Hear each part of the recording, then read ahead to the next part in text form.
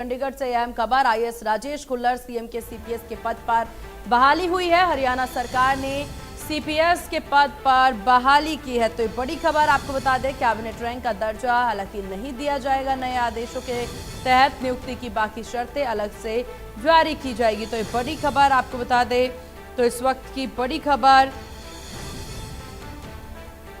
जहां आदेशों में उन्हें कैबिनेट रैंक का दर्जा नहीं दिया गया,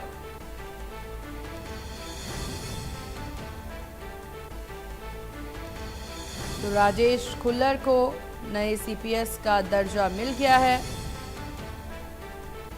तो रिटायर आईएएस राजेश खुल्लर को हरियाणा के मुख्यमंत्री नायब सैनी का चीफ प्रिंसिपल सेक्रेटरी यानी कि सीपीएस नियुक्त कर दिया गया है।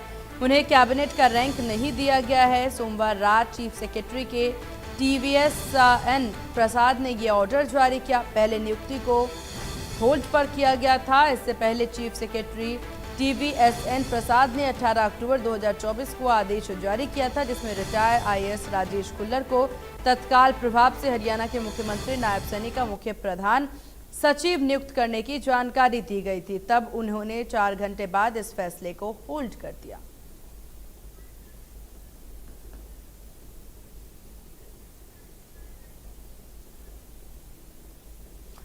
और इस विषय पर ज्यादा जानकारी के साथ चंडीगढ़ से सहयोगी साहिल रुखाया हमारे साथ बने हुए हैं। साहिल, ये नए सीपीएस की बहाली जरूर हो गई है, लेकिन कई शर्तों के साथ। बिल्कुल सीमा, राजेश खुल्लर जो रिटायर्ड आईएएस है हरियाणा के, उनको मुख्यमंत्री नायब सिंह सैनी का सीपीएस फिर से नियुक्त कर दिया गया, यानी कि चीफ प्रिंसिपल सेक्रेटरी जो है वो फिर से राजेश खुल्लर को बना दिया गया है। इससे पहले 18 तारीख को राजेश खुल्लर के ऑर्डर जो है रात को 8 बजे जारी हुए थे कि मुख्यमंत्री नायब सिंह सैनी के नए जो चीफ प्रिंसिपल सेक्रेटरी जो हैं वो राजेश खुल्लर होंगे और उन्हें कैबिनेट का रैंक जो है वो दिया गया था, यानी कि दर्जा दिया गया था। लेकिन रात को 11:55 पर उनकी नियुक्ति पर रोक लगा दी थी 18 तारीख को, और उसके बाद से लगातार जो है यही राजनीतिक गलियारों में चर्चा यही थी कि जो राजेश खुल्लर की नियुक्ति हुई है उस पर कुछ कैबिनेट मंत्रियों की ओर से ऐतराज जता दिया गया कि कैबिनेट रैंक क्यों दिया गया। तो इसको लेकर आपत्ति जो है वो कैबिनेट मंत्रियों की ओर से जताई गई थी। इस तरीके की चर्चाएं जो है वो राजनीतिक गलियारों में थी। उसके बाद ये नियुक्ति के आदेश जो है वो रोक दिए गए थे। लेकिन अब देर रात फिर से जो है एक आदेश जो है वो हरियाणा के चीफ सेक्रेटरी टीवीएसएन प्रसाद की ओर से जारी किए जाते हैं, जिसमें राजेश खुल्लर को फिर से मुख्यमंत्री नायब सिंह सैनी का चीफ प्रिंसिपल जो नियुक्त जो है वो। लेकिन साहिल, एक बड़ा सवाल यहाँ पर यह है कि आखिरकार जैसा कि आपने कहा कि कुछ केंद्रीय मंत्रियों को दिक्कत हुई थी, इस बात से परेशानी थी, तो क्या आपत्ति और इस आपत्ति के पीछे की वजह क्या समझी जा सकती है? क्योंकि ये कोई पहली दफा नहीं है। अगर उन्हें इस तर्ज पर ही नियुक्ति दी जा रही है तो इसमें परेशानी क्या किसी तरह की दिक्कत इससे उत्पन्न हो सकती थी?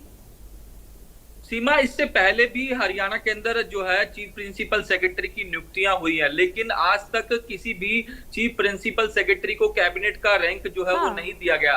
हाँ, ये जरूर है, साथ लगते पंजाब के अंदर जब कैप्टन अमरिंदर सिंह की सरकार थी उस वक्त चीफ प्रिंसिपल सेक्रेटरी को कैबिनेट का रैंक दिया गया था। लेकिन हरियाणा में 18 तारीख को ऐसा पहली बार हुआ था जब राजेश खुल्लर को कैबिनेट का रैंक दिया गया था, जब उन्हें सीपीएस नियुक्त किया गया था। तो इसको लेकर जो है लगातार सवाल उठ रहे थे। जिस तरीके से मैंने कहा कि राजनीतिक गलियारों में चर्चा ये थी कि कैबिनेट मंत्रियों की ओर से इस पर ऐतराज जताया गया और उसके बाद राजेश खुल्लर की नियुक्ति के आदेश जो है वो रोक दिए गए। तो कल देर रात फिर से राजेश खुल्लर को बिना कैबिनेट रैंक के सीपीएस यानी कि चीफ प्रिंसिपल सेक्रेटरी नियुक्त कर दिया गया है।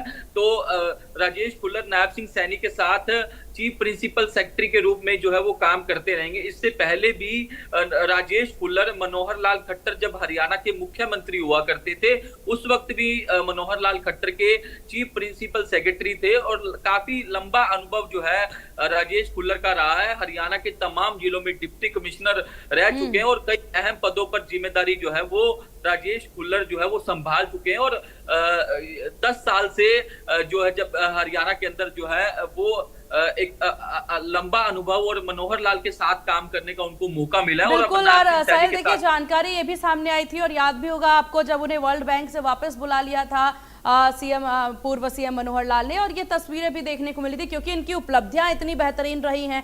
इस सब के बाद इन्हें अब सीएम नायब सैनी के साथ भी लगाया गया है। अब देखने वाली बात होगी कि हालांकि जो और साहिल, एक जानकारी आपसे यहाँ पर ये भी चाहेंगे क्योंकि ये कहा जा रहा है कि इस नियुक्ति पर और भी ज्यादा शर्तें हैं, इसके अलावा और क्या शर्तें यहाँ पर हैं? बिल्कुल, जिस तरीके से मैंने आपको बताया कि जिस तरीके से विवाद जो है वो लगातार चल रहा था, जो आदेश 18 तारीख को जारी किए गए थे 8 बजे के करीब लगभग, उसके बाद इन आदेशों पर 11:55 यानी कि रात को रोक लगा दी गई। 4 घंटों के भीतर भीतर रोक लगा दी गई और सवाल यही उठने लगे कि आखिर कैबिनेट का रैंक क्यों दिया गया है, किस बिहाफ पर दिया गया है। नहीं तो साहिल, कैबिनेट को लेकर के तो यहाँ पर एक शर्त ये थी ही, और इसको हटा करके, ये दर्जा हटा करके या पद पर बहाली हुई है, लेकिन क्या इसके अलावा और भी शर्त हैं? बिल्कुल, इस प्रकार की अभी तक कोई शर्त नहीं है। अब राजेश खुल्लर जो है वो कंटिन्यू वर्किंग करते हुए नजर आएंगे। कल जो है वो लगातार उनके द्वारा अधिकारियों की बैठक भी की गई थी और आने वाले दिनों में क्या कुछ रोड मैप जो सरकार की ओर से तैयार किया जाना है उसको लेकर भी तमाम अधिकारियों के साथ फीडबैक जो है वो राजेश खुल्लर की ओर से लिया गया था। तो लगातार बैठकों का दौर भी जारी है। राजेश बिल्कुल, अब देखने वाली बात होगी कि, और क्योंकि ये जानकारी भी यहाँ पर सामने आ रही है शर्तों की। आपका बहुत शुक्रिया साहिल तमाम जानकारी साझा करने के लिए। तो नए आदेशों के साथ ये नियुक्ति जो है हुई, अब देखने वाली बात होगी कि बाकी